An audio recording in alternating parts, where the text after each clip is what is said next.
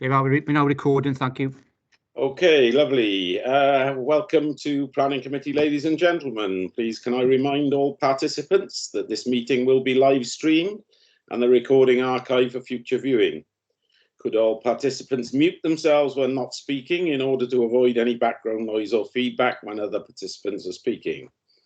If a participant wishes to speak, they can put their hand up if they can be seen, or use the raise hand or the chat functions on the Teams application. If any participant has difficulty hearing or being heard when they are addressing the committee, they should then let the chairman or Democratic Services Officer know as soon as is possible.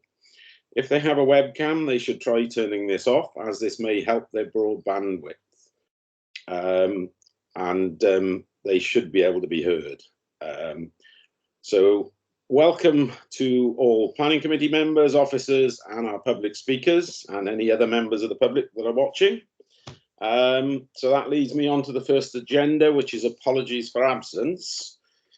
And I have three, Councillor Christine Cave, Councillor Neil Thomas, and Councillor Margarita Wright.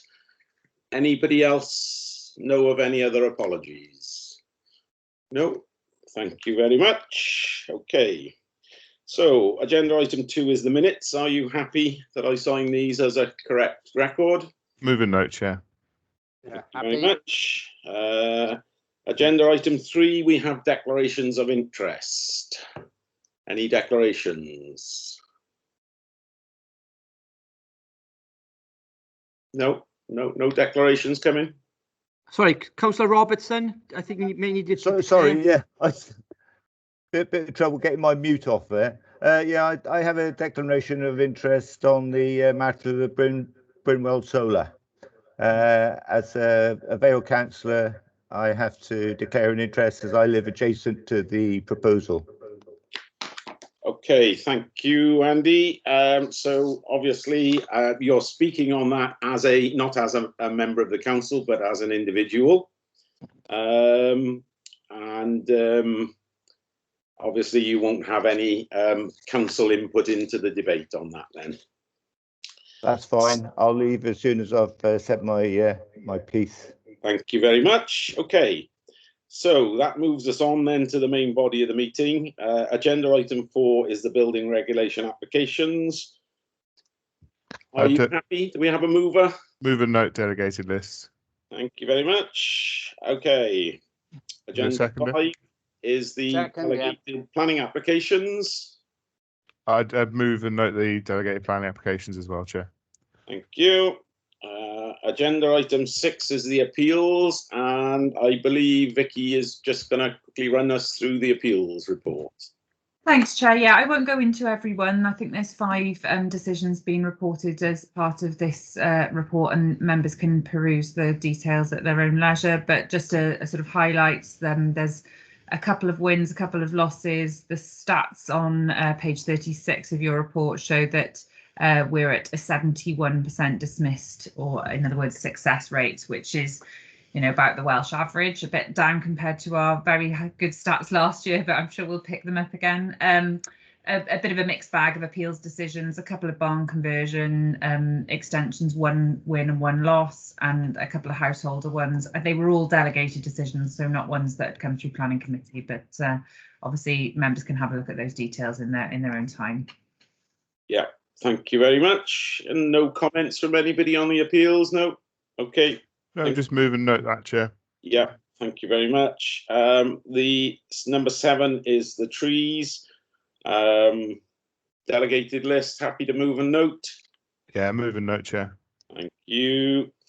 Okay, agenda item 8 is planning applications, and the first one is 2020-009384 Flemington Court. You've obviously read the report. It's come to us because John is a member of the council. Ian, I believe, is going to present us this. Over to you, Ian. Thanks, Chair. Yeah, as you mentioned, the reason it's come to committee is just because the applicant is a member of the council, not because of any reason to do with the scale or nature of the application. This is for an application for a new steel-framed general stock and storage agricultural building at Flemingston Court Farm.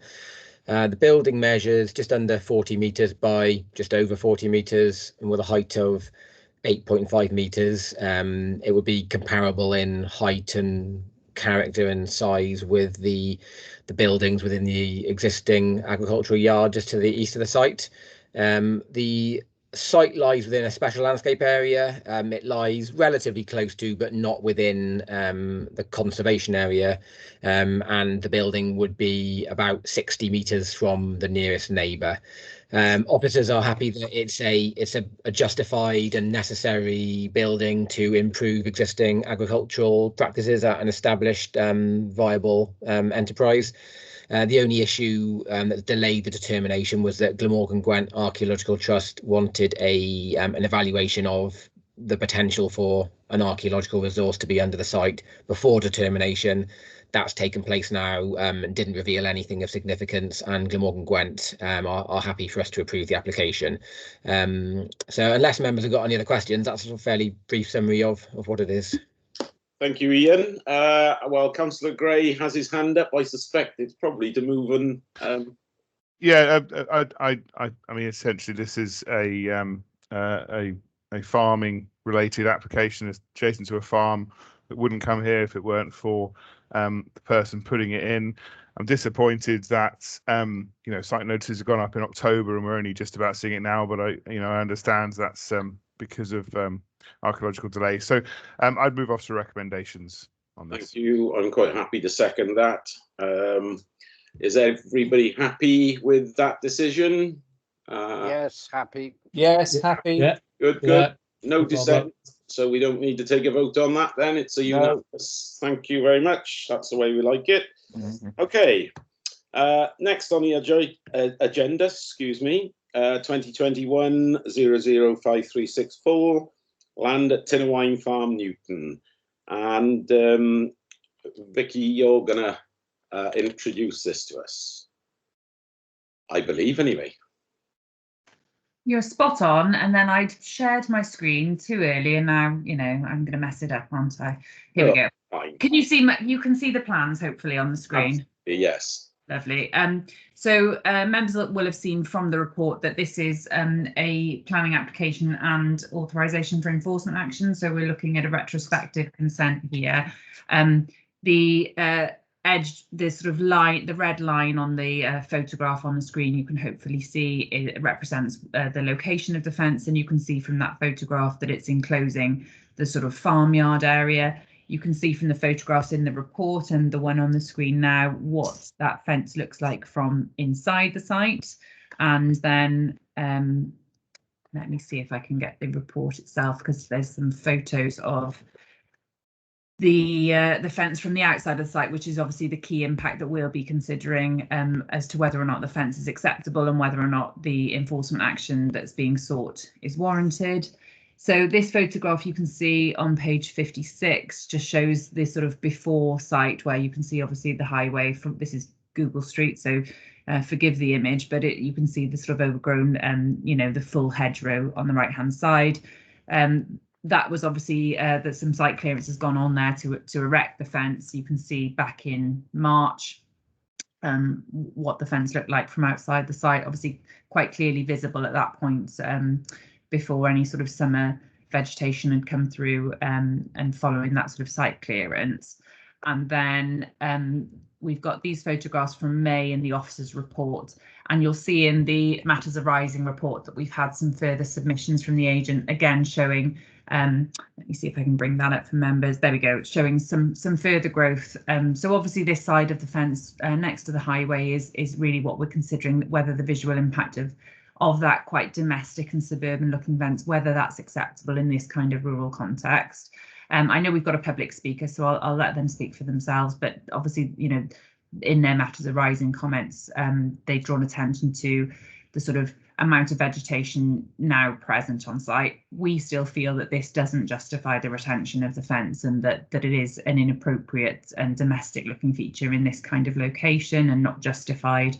given that sort of visual impact and harm, and therefore officer's recommendation is to refuse the planning application and to take enforcement action to remove that part of the fence that is a breach of planning control, or reduce it down to what would be permitted development. So obviously 1 metre in height next to the highway. I think that's probably it, Chair, and I know we have got a public speaker, so. Okay, lovely. Thank you very much. As Vicky said, we do have a public speaker, and that's, I understand, the agent, Mr. Alex Smith.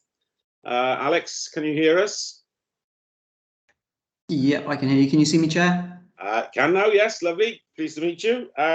Alex, I think you've probably been given a guidance as to what the process is, but as I understand it, and Gareth will correct me if I'm wrong, you have 3 minutes. Am I right, Gareth?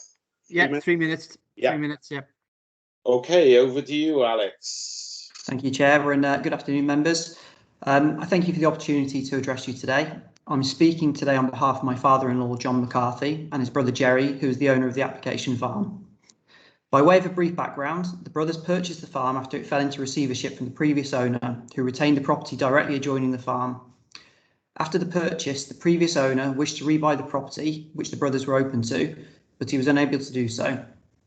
Since this time, the brothers have been subject to substantial complaints and investigations from NRW, the Health and Safety Executive, your enforcement officers, and even the police. Dealing with these vexatious claims has been a constant source of stress and wasted time. Until today, any of the wrongdoing has warranted any further action. It's against this backdrop that Jerry decided to erect the fence in order to provide some privacy from a troublesome neighbour. He did so in the belief that a 2 metre high fence would form permitted development, but he was unaware that this could only be up to 1 metre adjoining a highway. The committee report before you outlines the council's concerns that such a fence is overly domesticated in appearance and out of character with the rural setting. Schedule 2, Part 2, Class A of the General Permitted Development Order allows the erection of a 2 metre high close-boarded fence in any location except adjoining a highway. This is an important material consideration, as by allowing carte blanche rights for any landowner to erect a fence of this size and material anywhere in the open countryside, Welsh Government must have determined that such fences must not harm the rural character of the countryside. Indeed, the 1 metre height restriction adjoining a public highway is to ensure that visibility displays adjoining vehicular accesses cannot be obscured by fences erected under permitted development, as opposed to any concerns about visual appearance. Another important material consideration is that the southern side of the fence, the one facing towards the farmhouse, cannot be readily seen from any public vantage point. The northern side of the fence, facing the highway, is the main contention in the committee report. Prior to the installation of the fence, a substantial hedgerow was reduced in size by the applicant to ease the installation of the fence.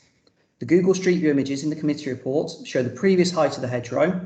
The images within the reports from early March and late May, and the photos submitted as our late representation from mid-June, show the hedgerow has already significantly grown in 3.5 months to obscure this fence from the public domain, and it will continue to do so. We've already offered that a condition be attached to any decision that this hedgerow be maintained to a height of 2 metres. This condition would follow the same approach as any tree or hedgerow retention condition that are routinely used on planning permissions. If members still have reservations about granting planning permission, then my suggestion today is that you consider granting the fence on a temporary 1-year basis. The use of temporary conditions to test the impacts of a development is an acceptable use of a condition. This would allow a year's growth of the hedgerow in order to demonstrate that it would screen the fence from view from the public domain. At this time, a fully informed decision on the long-term impacts of the fence could then be made once the vegetation has matured again. Thank you once again for allowing me to address this afternoon. Thank you, Alex. Very good. Within your time, thank you. Excuse me, if you just hang on there a second. Does anybody have any clarification they would like to ask our speaker, Alex? No, I'm not seeing any hands up or anything. Right, thank you very much. We will move on to our debate. Thank you, Alex. Okay, who would like to talk first? Councillor Gray. Yeah, thank you, Chair, and I welcome the addition that our public speakers brought to the debate, and I'm mindful about neighbourly privacy, but to my mind that should be between neighbours, and that is, as I understand it from the report, the permitted developments would cover that 2-meter fence between, the side-by-side neighbours.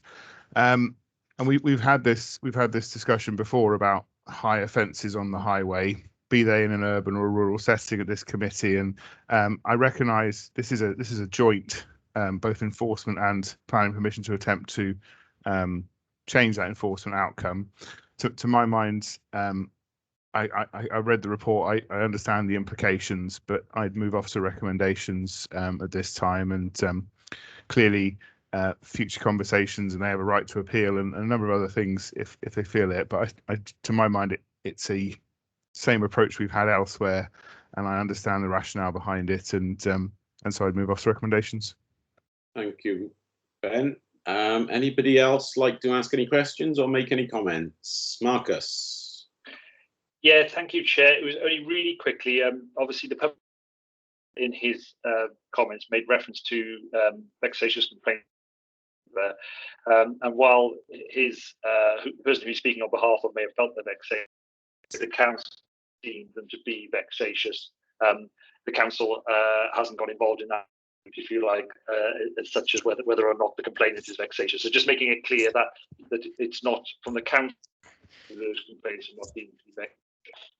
Okay, thank you, Marcus. For those of you, Marcus's connection wasn't very good, but basically he was making the point that the speaker, Alex, mentioned about vexatious neighbours. The council have not deemed them as vexatious. So, you need to bear that in mind. And the next person to speak is Andrew Parker. Andrew. Yes, thank you, Chair. Let me just take the hand down. No, I would second this. I mean, clearly the privacy between the property and the highway is not one which affects a neighbour. It actually affects people that use the highway. And as local ward member, I am aware of that site. And to reduce the fence to the permitted height of 1 metre would not be a problem. And the hedge then could grow up to however it wanted to. The worry about a hedge, obviously, is that sometime it might disappear and we're left with a hedge which has got an implied approval, which is quite incongruous for what is actually quite a sensitive area of that special landscape area. So I second Ben's thing. Thank you. Would anybody else like to talk before I ask you your decision? No. Okay. Okay, I'm happy that nobody else wants to talk. Right, I am taking, we've had it moved and seconded for officer's recommendation. That's on the enforcement as well as the planning application. If anybody doesn't agree with officer's recommendation, please speak now, or I will take it that it is a unanimous decision again. Okay, no hands up, no one jumping up and down or shouting or waving. Okay, we will take that as a unanimous decision. Thank you, committee.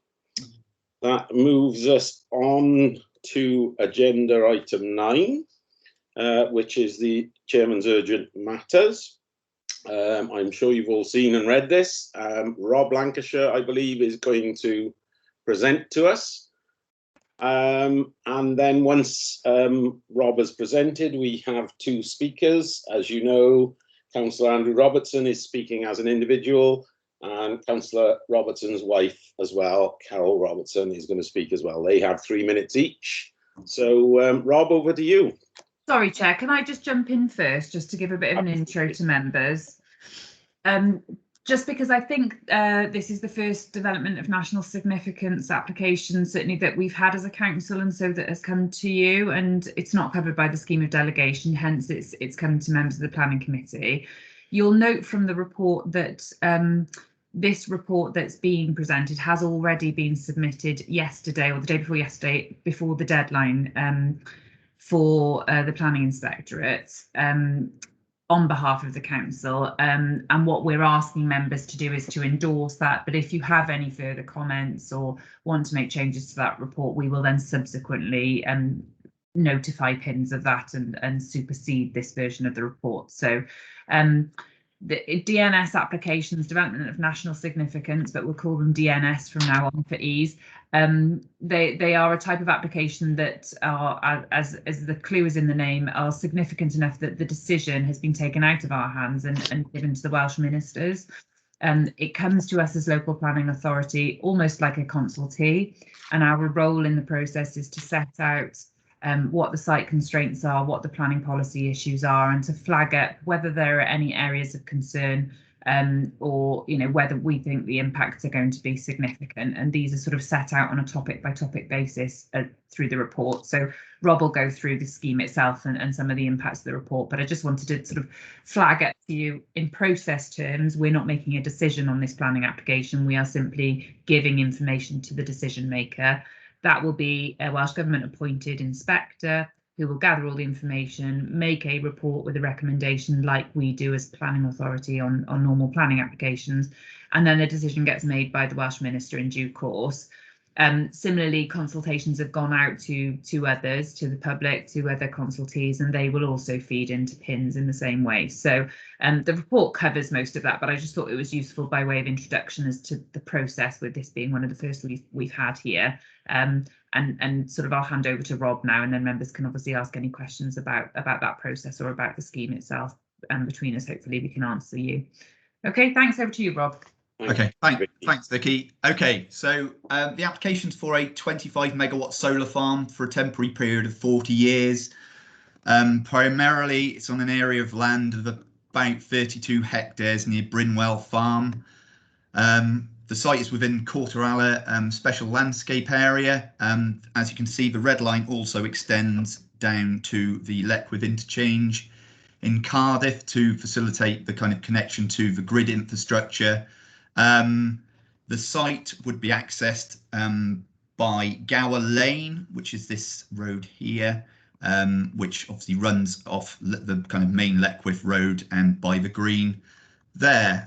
As Vicky said, the point of this is it's an objective report. It's not a subjective report, doesn't reach any balancing exercise on this. And obviously we've assessed the application against the relevant local policy framework only, and not national and wider policies, and basically identified the main issues as detailed within the report. So as Vicky also said, we have to frame those issues, whether they are positive, neutral or negative, and what in terms of their impact. And in that regard, we have identified some potentially negative impacts as a result of the proposals.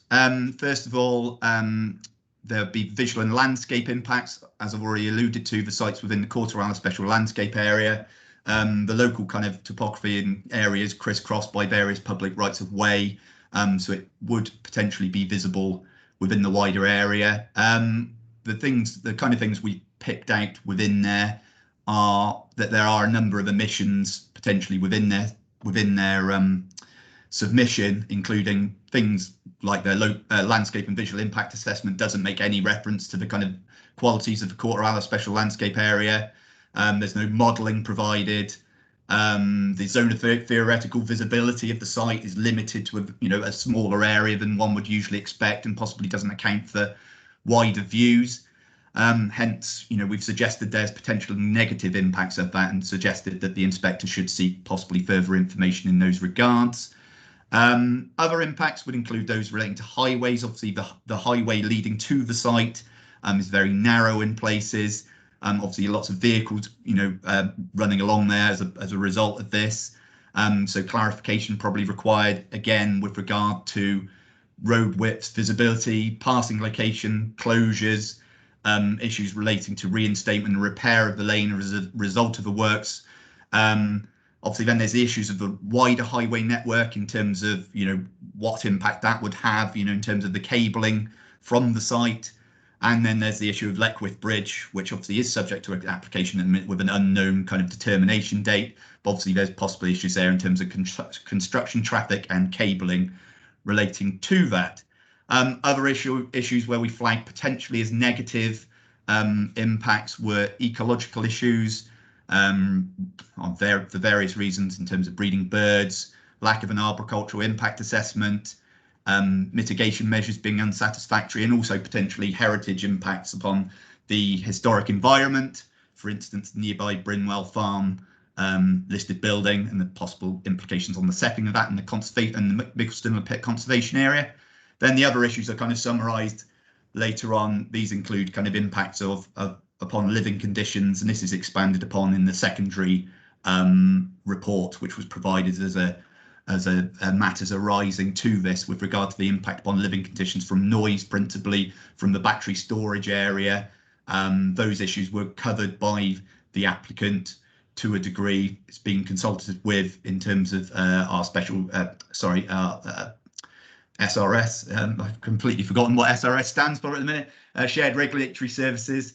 So they've had a look at it in terms of the noise implications for that, and we've suggested a neutral implication. Similarly, other issues like drainage, obviously, on a wider level, obviously the planning inspector have consulted Natural Resources Wales with regard to the impact, but again, with regard to drainage, we've suggested there likely to be a neutral implication subject to matters relating to surface water drainage being submitted, obviously then following through the SAB process subsequently with our drainage engineer. So I think that kind of summarises the main body of impacts which we've assessed, and yeah, that's me. Thank you, Rob. Very detailed report. Okay, so on to our public speakers now. And first on the list is Carol Robertson. Carol, are you there and can you hear us? Hello, can you hear me? Yes, I can hear you loud and clear, Carol. Right, you will have 3 minutes, as does every other public speaker. So if you're ready and would like to start, over to you. Right, thank you very much for allowing me to speak this afternoon. My name is Carol Robertson. I live with my husband at Began Farm, adjacent to the proposed solar development. In principle and in practice, I support green energy, but I have 3 main concerns that we have asked the developer to address, and we are not happy that they have been. The noise impact is of particular concern. The positioning of the inverters and batteries directly adjacent to our home and farm buildings has been a worry from the start. We commissioned the acoustic engineers at Hawley to provide an independent review of the noise impact statement. Hawley concluded, and I quote, "Significant adverse impacts of noise are considered likely, and this would therefore, in my opinion, represent grounds for the planning inspectorate to object to the proposals." The access to the site during construction is causing us and our neighbours huge concern.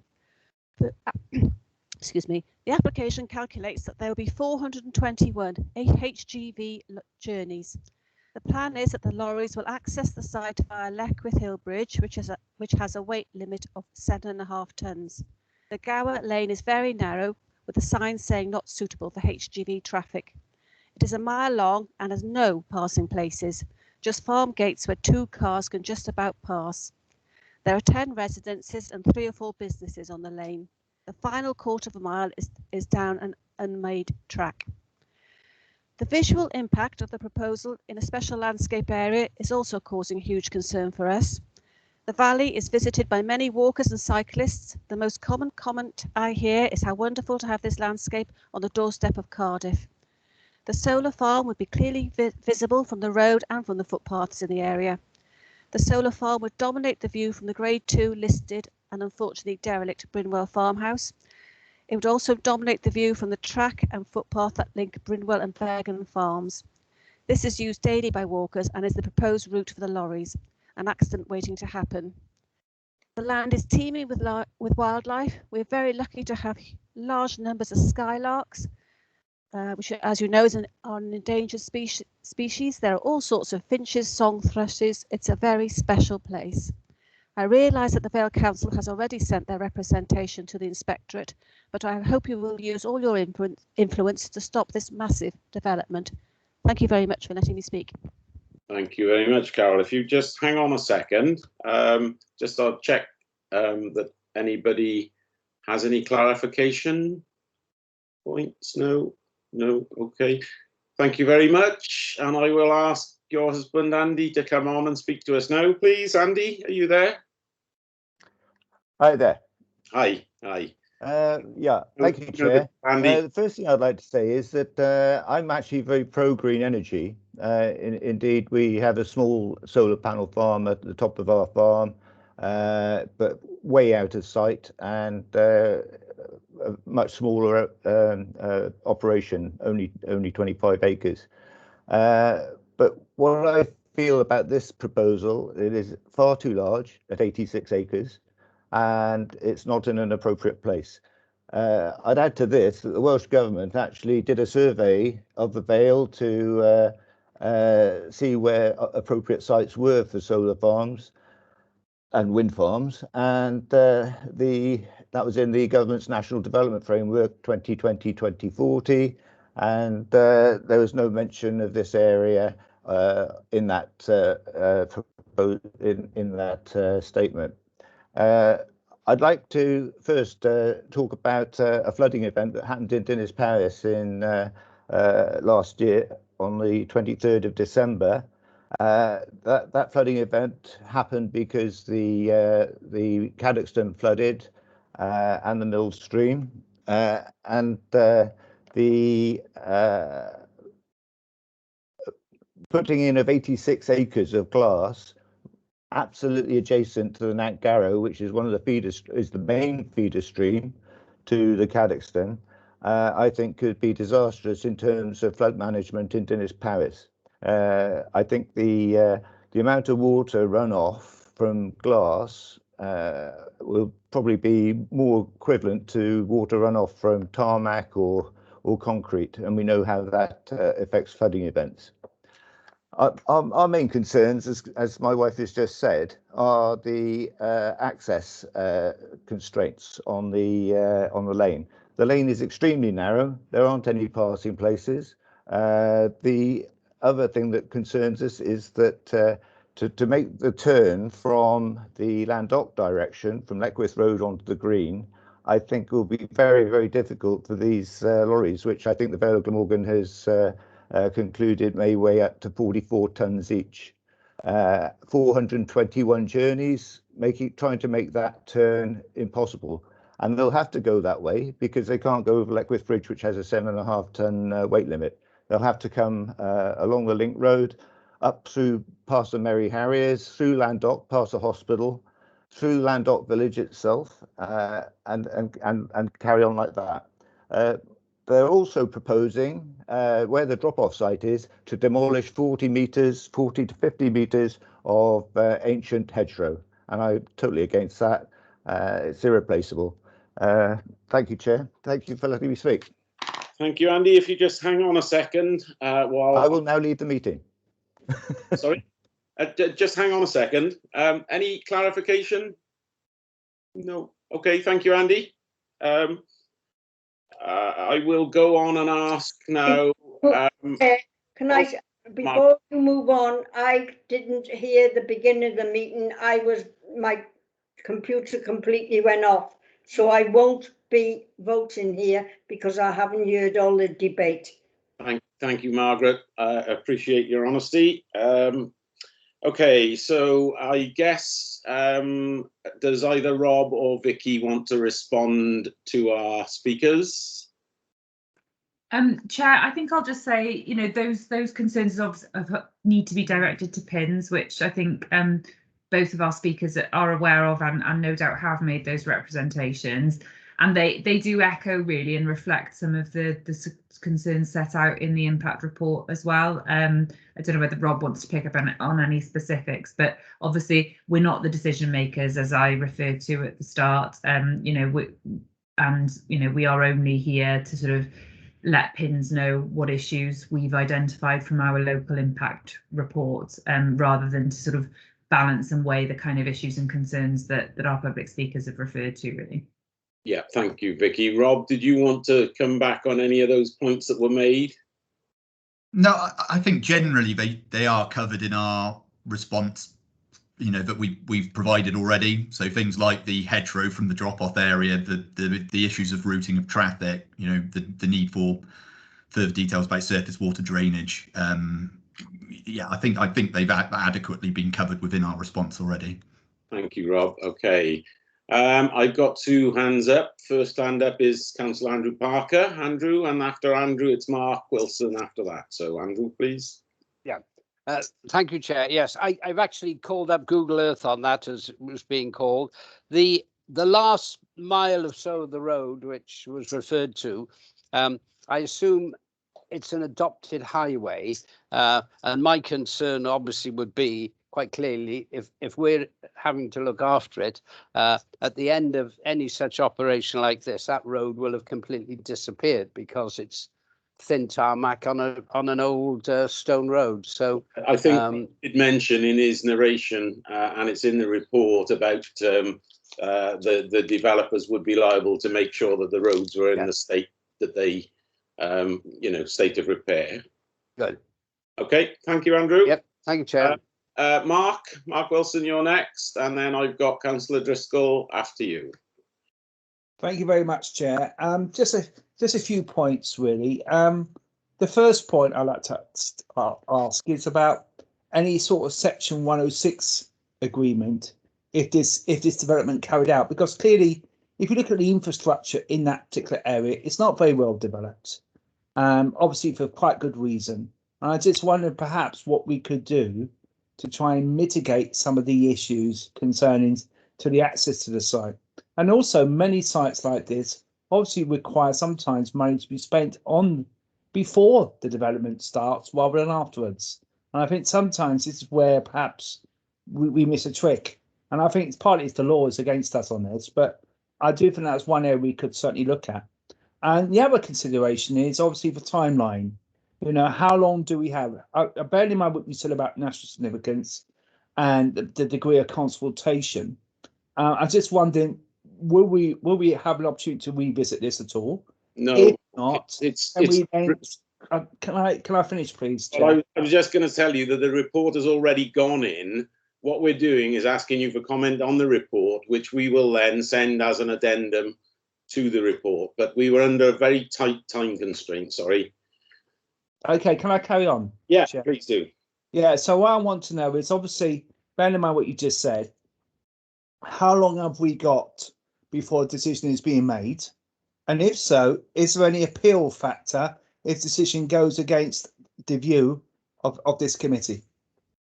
Okay, well, I don't know the appeal answer, but I'm sure somebody does. And I do think, although it's probably not Section 106, but there are funds apported normally through these schemes. But I'm sure Vicky or Rob will be able to update us on both of those issues that you've raised.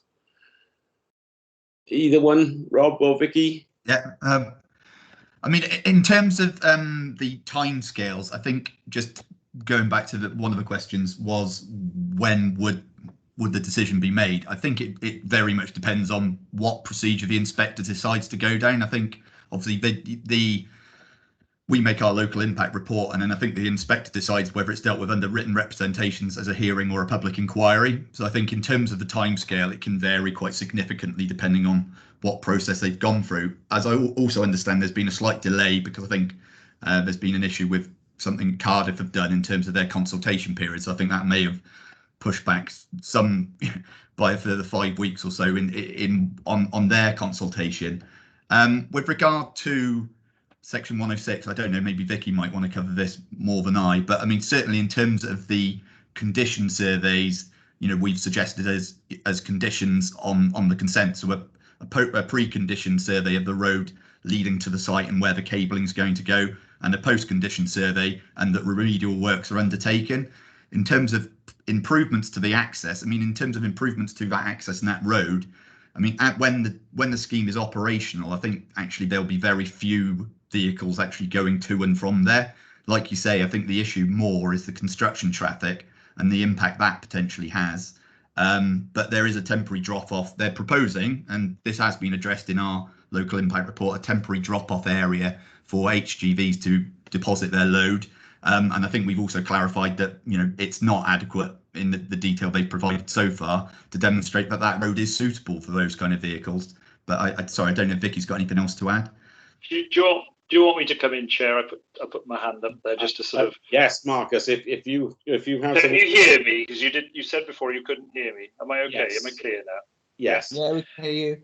Yeah. Okay. It was just to say, obviously, we're not the determining authorities. Section 106 has to be designed with us as a council determining authority. So Section 106 wouldn't be appropriate in this particular instance. We'll decide on when the decision is made by them and the planning inspectorate on what mitigation is necessary, exactly as Rob has just described around. And it was likely to be based around conditions and condition surveys before and after the development commences and completes if it were to get permission. So, in answer to Councillor Wilson's question around Section 106, it's not in the gift of the council to request Section 106 in this particular instance because we're not the determining authority. Thank you, Marcus. Vicky, did you want to come in at all? No, I'm happy they covered it. Thank you. Okay, lovely. Thank you. Okay, so Councillor Driscoll, Vince, are you ready to come? I want to. Sorry. I would like to respond if possible, Chair. Go on then, Mark, just quickly. Yeah, just very quick. Thank you very much for your answers. I just wanted, perhaps bearing in mind it's coming to this committee, surely we got some degree of leverage with the authority to negotiate something on behalf of our residents. No, legally we haven't, Mark. This has just come to us for a report on how this fits within our development plan and our policies, and Welsh Government make the determination on how it goes and any compensations and whatever. It's all made by Welsh Government. All right, I still think I mean, that's your view. That's my view. I have a different view. No, it's not my view. That is the position. If you don't like the position, I suggest you talk to Welsh. I don't see that. I don't see what you're saying. Well, I suggest you talk to the Welsh Government then, because that's the way it is. Councillor Driscoll, please. Vince, are you there? No, Vince. Got me now? Yes, I think we can. Ah, good. Okay. Yes. Thanks, Chair. Sorry to butt in on your little spat there. Oh, my biggest concern is the construction traffic. Yeah. For one, I mean, anyone who's ever driven down that road, and I dare say hardly anyone on this committee has gone down that road, and especially not HGV, it's practically impossible. But that's something you're gonna have to sort out, I'm sure. The runoff from the rain, that's a serious concern. It's feeding straight into the tributary of the Cadoxton. We all know what happened back in December, and there doesn't see anything in the report to suggest that they've taken this into consideration. The people who are building this farm are not sort of actually interested in the well-being of the local residents. There are a couple of City of London bankers, and it's just a money exercise for them. Forget the fact it's green energy. They just want to get as much out as possible. I get the impression from some of the comments Rob's made that he's not, the council are not, and Rob's not convinced this application is good at the moment. I think there's a lot of flaws in it. And I think these should be represented in the added comments we make to the Welsh Government. Also, I'm concerned as well because this is going to be building at the same time as Leckwith Quays. Also, the Leckwith Bridge will be coming down. There's a lot of ambiguity about it all, and I'm a bit concerned that it's going to just cause chaos on the roads around the area. Is there any way you could sort of like delay it or delay the Leckwith Quays or either or to sort of make sure they all run smoothly? I think what we can do is highlight that, albeit a lot of what has been said, like the drainage is mentioned in Rob's report. There is a mention of construction traffic, and they're suggesting that a lot more detail is given on that as well. So are you all right with that? I'm not. I can't possibly support this application at the moment. I'm a big supporter of solar. Right. I need to clarify for everybody. We're not asking people whether they can support this application. What we're asking people to do is note the report And if you have any further comments that you think are missing from the report, that we can send them in at a later date. So when I ask you to vote on this, I'm not asking you to vote in favour or against it as a planning application, because we're not determining it. What the recommendation says is the members note and endorse the content of this report. So you all need to understand that. So Councillor Gray has got his hand up next. Yeah, thank you, Chair. And by way of moving it on, hopefully, I'd move an endorsement of it. And I think that it's important that we do submit a subsequent letter, because I think it's important to highlight what the committee have said.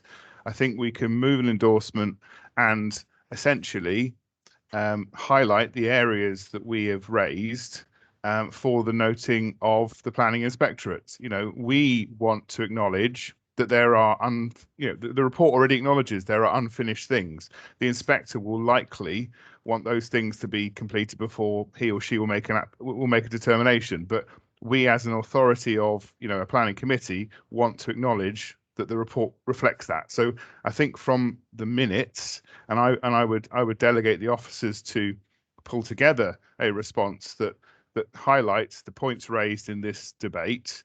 And I think it is important to just note in there, this is our first, national, whatever the acronym was for national significance, and that naturally has resulted in feelings of a lack of control on the outcome, and we want to express those to the inspectorate as well. I think that's okay to say, but I endorse what the report says, because the report goes some way towards covering off what's already been raised. I'd hope that everyone could support the report, because the report is not a determination of this application. I welcome the stuff that the public speakers have both said, and I think that, as Rob suggested, I do agree that they've been to an extent highlighted in the report. The noise issue that was raised by one of the public speakers, that was a neighbourly noise issue, so it wouldn't necessarily have been noted in the objective report about the community impact of noise like it has been, which is just some clarity that's why we're differing on that side of things. But all the neighbours would have had a chance to put in their own representations to the planning inspectorate, as would the local community council, as would any members of the public. So I'm happy to offer an endorsement, and perhaps if committee are okay, we will submit a letter. It's not about changing anything that's in there, but just to highlight that in the discussion we have all, I think, expressed an agreement that there are things unanswered here. There is uncertainty about what this could be, and at this stage none of us feel that this could be approved, because, well, the objective report says there's still stuff that's missing anyway, so we can't get to that. And we hope perhaps we can put in that we do want a public inquiry to be the route that the planning inspectorate goes down, because then that would give us more opportunities to put in our input. So I don't know, it's a really waffly moving and statement, but potentially Councillor Johnson put his hand up to similarly move things forwards, and maybe we can move on from that basis.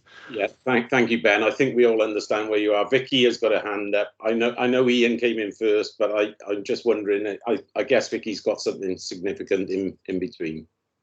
Apologies, Councillor Johnson, if this is going to rain on your parade, but I just wanted to sort of endorse what Ben has just said, that I think our hands are tied to a certain extent from the local impact report and what we can say in that, because it's not an objective, subjective assessment, it's not planning balance, etc., etc. But you as a planning committee, or even as a council, or whatever way you want to do this, can make representations to the planning inspectorate and raise whatever number of concerns that you feel that you want to raise. So I think Ben's suggestion of a letter, which, as officers, we can bring together a summary of the concerns that I think you've all flagged, and say, on behalf of the planning committee, we want the inspector to note that we object, or we are concerned with the traffic impacts, the potential noise impacts, potential flooding impacts, etc., etc. We can set out that in a summary, and the inspector would have to take that into account separate to the local impact report. So I think we can probably bring something together in the minutes to reflect that discussion, and to send a letter on your behalf, if you're happy to sort of delegate us to do that. So just to sort of say process wise, I think that's probably the best way of doing it. Lovely, thank you, Vicky. Okay, Ian, sorry for the delay. Would you like to come in now, please? Ian, you're on mute, I think. Thank you, Chair. I'll happily second Councillor Gray and Vicky on taking that approach. And the point I was going to make was that this is effectively a consultation response, and I think the the 100-page report that we have here raises lots of the concerns and issues, because that's the appropriate thing to do, to say, well, we're not, this is potentially a problem, and we'd like PINS to consider this. The particular issue I wanted to raise was really with regards to the current application that's outstanding regarding Leckwith Keys, because I think that's the phasing of that, or the decisions on that, because obviously one is this is obviously a DNS. So the Welsh Government, the Leckwith Keys application has implications both us and Cardiff Council. So I think for me, sort of an understanding of how those will be dealt with, side by side, or the impact of one application conclusion upon the other, I think is quite important for us going forward. As this is the first time we've been dealing with a DNS, this is obviously new ground for us as a committee in understanding what our role is. But I think for me, just understanding how this then flows back, what implications there are as a result of a decision by Welsh Government PINS on this DNS, and how it affects us, would be helpful for us in understanding these things going forward, because obviously we're going to have more of these over time. But particularly, like I say, the impact on decisions of this regarding the existing application for Leckwith Keys, I think would be useful for us to know, and also something for the for Welsh Government to take into consideration. Thanks, Chair. Thank you, Ian. Thank you very much. Marcus, you wanted to come in? It was really quickly, Chair, that any letter that goes, and I think that's a really good idea, probably go in your name, and the committee delegate it to you to sign it off, if that's okay. I'm more than happy to do that if committee is happy for that way forward. Okay, thank you, Marcus. I've got Andrew Parker and then Eddie Williams after that, and then I think we'll try and wind. Thank you, Chair. Yeah, just a technical one really to Marcus, Vicky and Robert. And the normal appeals, the inspector only goes out at the end once he's considered everything. I don't know whether it would be appropriate, but I think we ought to say in our letter that we feel before he considers anything, he should actually visit the site and actually put that in. Maybe he does it, but I don't think it would do any harm. Okay, thank you, Andrew. I'm sure as a planning application, this isn't an appeal or anything. This is a planning application. So I'm sure that the inspector will visit the site prior to making his decision, but we will clarify that. Are we right, Vicky? Yeah, Vicky's nodding her head there. So yeah, thank you, Andrew. Eddie Williams and then Councillor Wilson, and after that, then I think we're going to try and I'll try and sum up. I've made a few little notes of the major concerns, albeit a lot of them are covered. But okay, over to you, Eddie. Yeah, thank you, and I thank you for the way that this is sort of come out, isn't it? We've been presented with the report and then an explanation on how what our involvement is and whatever. And I was a bit concerned with the initial endorsed report, because it almost sounds like you support it, doesn't it? But we've had clarification on that, and a letter for me is a good solution for that, and I fully support that way forward. Thank you, Ed. Mark Wilson. Just one point really about, would there be any right to appeal? If so, would the only appeal would be judicial review? That's a good question, Mark. As it's Welsh Government making it, I don't know. I'm guessing so, but I'm sure Marcus or Vicky will have an answer for us. I don't think there's any right of appeal against the decision, which is it'll be a decision of the Welsh ministers. So you could only judicially review the decision, which would mean that you'd have to find fault in a point of law as to how the decision had been made. So that's obviously, some way down the line. But I think, the whole point of development of national significance applications and this process having been introduced was the government's way of sort of you know, taking those big decisions out of the hands of planning authorities and them being taken by the Welsh ministers. And I think it fell hot on the heels of a number of wind farm developments in the middle of Wales, you know, failing on a number of times at the local planning authority level. And I think it's a deliberate, you know, policy and process approach from the Welsh ministers to sort of take those decisions out of the hands of local planning authorities. So, you know, we can only do what we can do through that process that we're given, and obviously we will sort of follow the process through it and try to keep members informed as to how they can get involved if there is a public inquiry and so on. But it's, you know, like I say, it's our first one as officers. We're learning as we go along as well. So I think it's been a really useful discussion to inform us as well as to how we take that process forward and to engage in it. Thank you for that response. Thanks. Thank you, Vicky. Right. Okay, so just before I ask you to give me your votes, and remember, you're not voting to or for or against this as a decision. All we're asking you to do is note and endorse the content of the report. Now, I am happy to send a letter in the name of the Vale of Glamorgan Planning Committee, and I marked down on as concerns that I didn't feel were fully represented in the report. A lot of these concerns, like drainage, was, but certainly noise that Carol Robertson made an issue of. Construction traffic, I think, is again highlighted in the report, but we can draw attention to it. And I think the phasing with Leckwith Quays needs to be drawn to the minister's attention, because they might not know the local connections. So I think that is a good thing. There was so drainage, construction traffic, phasing with Leckwith Quays, flooding issues, well, that's drainage again, and visual intrusion. On a wider scale, I think, again, all of these things are partly mentioned other than noise, but we can put them in a letter. I'll circulate the letter before I send it off to planning committee members, if that's okay, and we'll get it off to Welsh Government once we've got a letter that you're happy with. Okay, so now I am going to ask you, if you are not happy, to note and endorse this recommendation. Obviously, it's gone to Welsh Government because we were under a very serious time constraint, and we would have ended up getting fined if we didn't do it. So can I ask you, if you are not happy to note and endorse the report, please make a noise, wave your hand, and Marcus is going to say something before we do that as well. Sorry, Chair. It was just around the Leckwith Quays issue, actually, and I think one thing we could point out in the letter as well is the poor condition of the bridge, which obviously they are highlighting as a route to their to get to their electricity spec, or less electricity supply, electricity into the grid.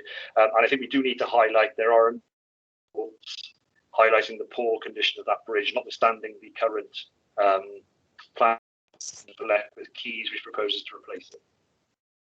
Thank you, Marcus. Radio. Vince, I'm guessing you want to not endorse. Is that right? I'm actually concerned by when you tell us there's a serious time constraint, because this has been in the offing for months now, to my knowledge. Why are we under pressure to? We were only given a certain amount of time by Welsh Government, and that's their standard time apparently, and because we had to move committee back a day, we actually lost that day. So that's the reason. It's Welsh Government timescales, Vince. There's not a lot. Yeah. It is all a bit strange, to be honest, Vince, because we're treated like a consultee, so we've got 5 weeks to reply. So even though there's been a lot of preamble in terms of pre-application consultation and so on and so forth, the first time that we as a local planning authority get the opportunity to prepare this local impact report, we then got 5 weeks to do it. So bearing in mind consulting with internal and external consultees and trying to pull that together, that's why it's been a tight time frame for us to present it to you. unfortunately, it is one of those things. But obviously, all other consultees would have also had that time and send in their representations, individually in the normal way, really. Yeah. Okay, and the other point I was going to make is actually Mark has just made it. It was about basically building bridges. I'm not very good at building bridges, so I don't know how long how long it would take to knock down Leckwith Bridge and rebuild it. So that's a serious issue if you ask me. But it's been noted now, so that's the main thing. Thank you. Thanks, Chair. Thank you, Vince. Thank you very much, Andrew. I'm asking for whether you're going to. Yeah, I was actually just going to say well done to the team. To be honest, in 5 weeks, it was a pretty remarkable effort. I wouldn't like to have to try and do that myself. So well done, you three. Well, Rob has been very busy on it, I can assure you. Okay, so now hasn't even had time to shave. Bless him. I am asking you all, please hand up or make some noise if you are not happy that we note and endorse this. I hear no noise. I see no hands up. So, Chair, we endorse. You're going to write a letter that we need to. I am certainly going to write a letter, Vince. Yes, and but we don't know the contents of the letter until you. Yes, that's right. You will see the letter. It will be circulated to all members of the planning committee. And out of courtesy, I suggest that we copy it into Councillor Robertson as well. Yeah, I can do that. Okay. As he spoke to us. So I have got Councillor Gray, who's putting his hand up. I'm hoping he's not going to be a dissenter. No. I was just to be clear. The movement I made earlier was to delegate you to pull together what's been said in this committee and to send it on our behalf. Yes. So I appreciate for information you'll send it round. If there's anything glaringly missing, as Vicky's pointed out, we can all submit something to the inspectorate. Yes. So I don't want to ping pong, and we're essentially after the deadline and we're asking them to consider something. Everything that's been noted, even if it's something that's in the report, we can show that we emphasize and support that. So to my mind, we'll see it. If there's something glaringly missing, fine, but let's just get on with that. And that's what I moved earlier. No, I'm right. Perhaps I made myself unclear then. I'm not sending it round for comment. I'm sending it round for information. But I think you've heard from me today that I have definitely picked up, and I'm sure Vicky and Rob have got notes as well. We've got the noise from the batteries and inverters. We've got the construction traffic. We've got the visual intrusion. We've got flooding and drainage concerns. We've got bridge and development along with Leckwith Keys. They're the kind of things that we're going to mention in the letter. You will be circulated before I send it. Now, please, if I don't hear anybody shout in the next 30 seconds, I am going to say it's a unanimous decision. Thank you all very much. It's been a very challenging one for us because we haven't quite known, it's a very new thing to us. I will take that as a unanimous decision. I thank you all, committee, for bearing with us. It's new to all of us. As I say, we'll get that letter sorted now in the next few days, probably be early next week, I'm guessing, Vicky. And we'll send it round to you and get it sent straight into Welsh Government. And obviously that will be part of the planning application then. And as Ben and Vicky mentioned, you are perfectly entitled, if you feel there are issues that haven't been picked up in this or any other report, you are entitled to make representation to the inspectorate, to PINS, yourself as an individual and a councillor. So thank you all. So back to the agenda. And I don't have any part twos. So that leaves me to thank you all very much for coming this afternoon. And Chair, yes. Chair, do you want to say something about the additional meeting we got coming up soon? Well, there's an additional meeting coming up soon on the planning application for the development alongside Cardiff Wales Airport. You're all familiar, I'm guessing, with it, but there's no more really to say other than that we're going to have a meeting. We thought it was best, because it is a relatively big issue, and a very detailed issue. It's part of our LDP and all of that. There's a lot of work, and we felt that it might be a little bit too much to deal with, along with another plan, other planning committee measures. So we thought we'd have a special one so we can devote plenty of time and give it a good, debate and understand exactly where it's going. Okay, Mark? Yeah, Marcus, is it possible I could spend 5 minutes on the line about that at the end, please? What do you want to speak about, Mark? Possible declaration of interest. I'm fine. chat with you about that. No problem. All right. So if you're happy to do that, or you can either give Marcus a ring or drop him an email, but I'll leave you sort that out with Marcus anyway. Thank you all very much. Thank you to our officers. Thank you, Ian, Rob, Vicky, Marcus, and we'll see you all very soon. Thank you all. Good night. Good night. Yep. Night. Thank you, Chair. Thank you, Chair.